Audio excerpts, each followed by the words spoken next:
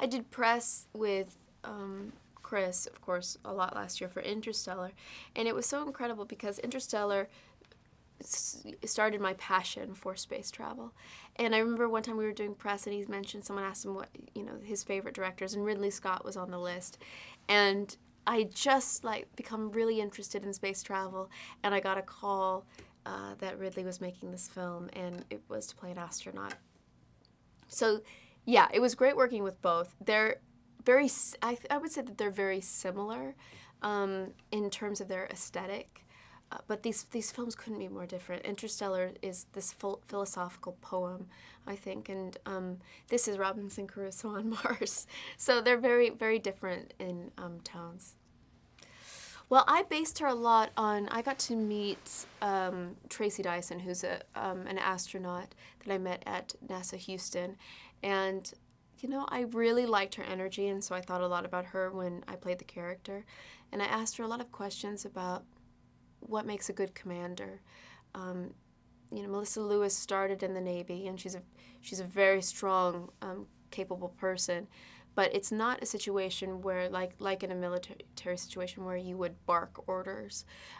In space, being in close confines with people, you really work as a team. So it was important for me to create a character that this crew would want to follow. And I thought a lot about Tracy when I played her. I did think she's definitely dealing with the guilt of having left him on Mars. She, when faced with a very, very difficult decision, had to decide to save the rest of her crew when she believed that Mark Watney was dead, and take the Mav up to the Hermes and leave him behind.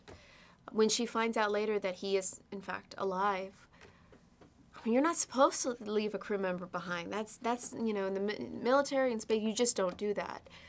So she has a lot to deal with, but she can't allow her emotions to override her ability to lead and command this mission, because even being in space, it's a very dangerous situation for them to be in. So she still has to stay in somewhat control over the situation. He's lovely. I've done 2 films with him. Sadly, I've only had about 10 minutes of screen time with him in 2 films. So I'm hoping the next film we get some more screen time together, because there's some sequences of this movie and on wires and hung around in space, and we each had speakers in our ear and a microphone, and he's really fun, being hoisted up, talking about movies and cracking jokes. Before a take, one time we were like, okay, get this. Ridley was telling us, okay, remember to do this, and da-da-da-da. Okay, and we're about ready to start. And then Matt goes, Jessica, remember, we're in space. I was like, yes, we're in space. Thank you so much.